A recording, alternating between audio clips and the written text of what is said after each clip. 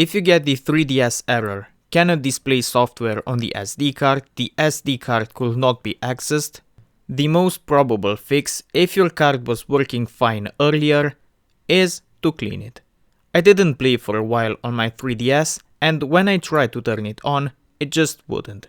It will just flash blue. When taking out the SD card, it will boot, and when inserting it back, it will just give me this error. I fixed my problem by cleaning my SD card with WD-40 contact cleaner and the microfiber cloth.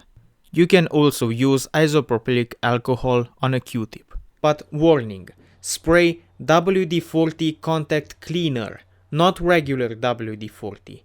After cleaning the contacts, it worked just like before. But if it still doesn't work, even after cleaning the contacts on the SD card, blow into the SD card slot on your 3DS.